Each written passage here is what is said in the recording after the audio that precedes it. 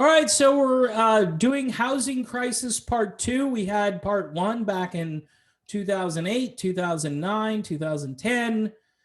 This year we have entered in housing crisis part two. At least maybe it was like part 100. You know, if you go back through time, large corporations, big time investors, they're coming in to buy houses. Why are they coming in to buy houses? Well, houses have value, whereas the dollar does not have intrinsic value anymore. And we're going to end up like the Weimar Republic pretty soon, pushing around wheelbarrows filled with money in order to buy things like a loaf of bread.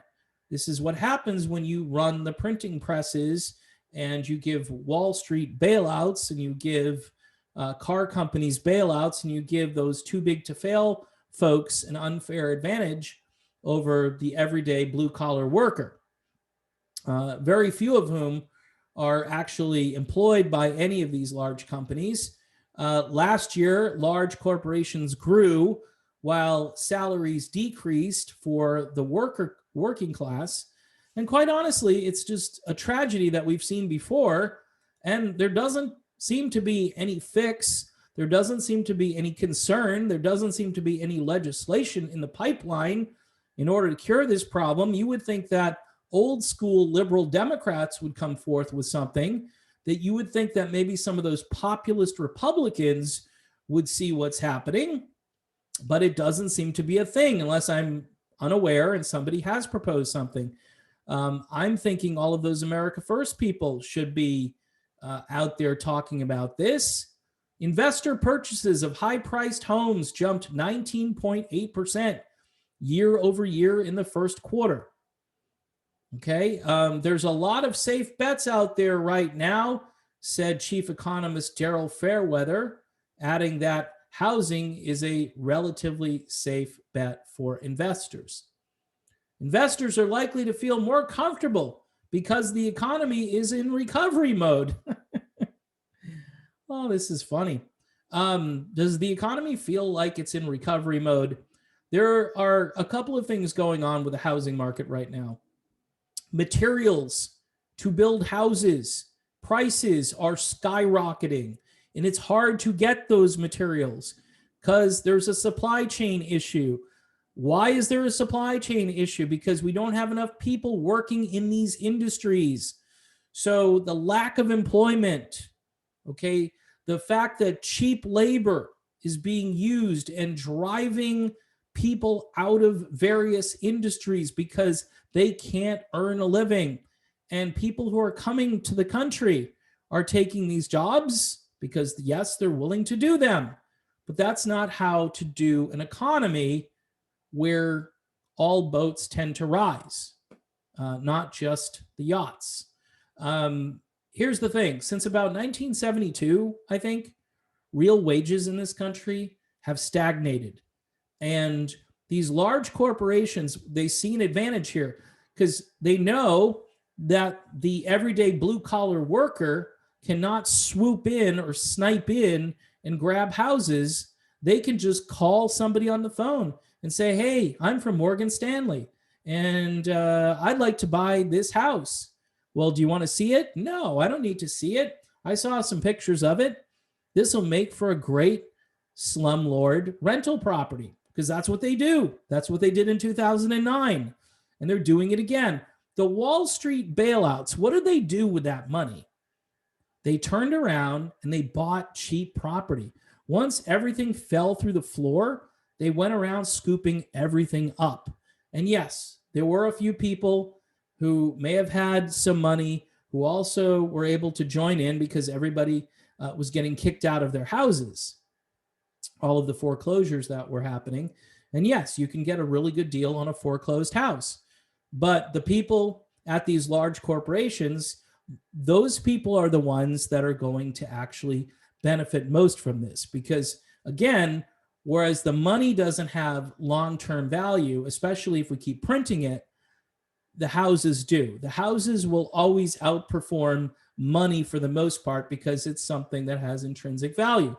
Remember in the old days, like gold and silver and all those things that used to back the currency, well, those days are long gone. Investor purchases of high-priced homes, like I said, jumped 19.8% year over year in the first quarter. Luxury homes specifically rose 41.6% year over year in the first quarter of 2021, crushing sales of affordable homes, 7% increase, and mid-priced homes, 5.9%. Now, what does this mean? Well, these expensive houses right now are completely out of reach for the common man or woman. Plus, you got interest rates going up. Gee, Batman, didn't see that one coming, right? Yeah, interest rates going up. Who could have forecasted that?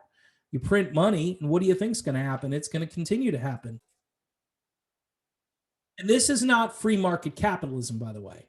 For you libertarians out there that are going to troll me because I'm talking about this, free market capitalism doesn't involve the government giving special tax credits or tax breaks to these wealthy companies. Now, they did this a few years ago, and then they just recently did it again. This is the thing that a lot of people don't see in these so-called stimulus bills. All of that printed money, it's back to trickle-down economics again. It really is. It's just a different form where they're just giving you the money rather than those companies earning the money and hoping that that money trickles down to the population. It doesn't work either way. And here's why it doesn't work. Because these companies, they don't put money into people. They just care about their bottom line. They care about, their balance sheets and their stock prices. And you'll say, well, there are a lot of people that own stock. It's a casino, okay? So what they're really concerned about right now are tangible assets. And buying houses is perfect for their portfolio. And by the way, they're not planning on doing anything good with these houses other than renting them out at ridiculous prices. Well, that's the free market in action. No, it's not the free market in action. It's the oligarchy in action. This is a command and control economy where corporations are behaving like large tyrannical governments. This is what people need to get into their head. You walk into a store, even though the state doesn't have a mandate on something, but the store requires you to fulfill that mandate. And you're like, wait a minute, you're not the law. You're not a judge. You're not a policeman. What are you doing? You're making me do something that the government's not even making me do. So this is where we're at in year 2021.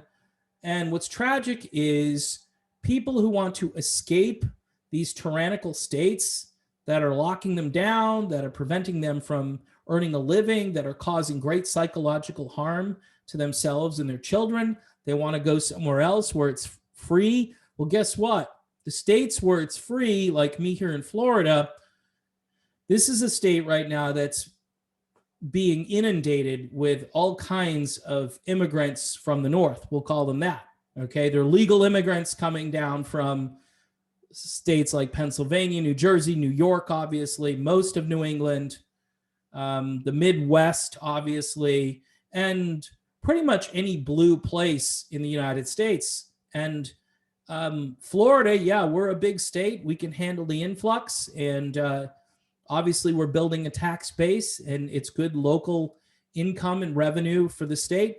But here's the big problem. The economy is not in full recovery mode. Otherwise, the supply chain would work and lumber wouldn't be so expensive. And you could build houses, affordable houses, or just, let's say not affordable, just median priced homes. All right. You could do that and people could come down. But here's what happens. They build a house, they get a phone call from someone at Morgan Stanley, and then the house is gone. It goes pending, and then it's off the market, sold. And then they contact some middle man group, middle manager type group to manage the property and to get that house rented for, they buy a house for $200,000, $250,000, $300,000. They're renting that sucker out for a couple $1,000s a month now.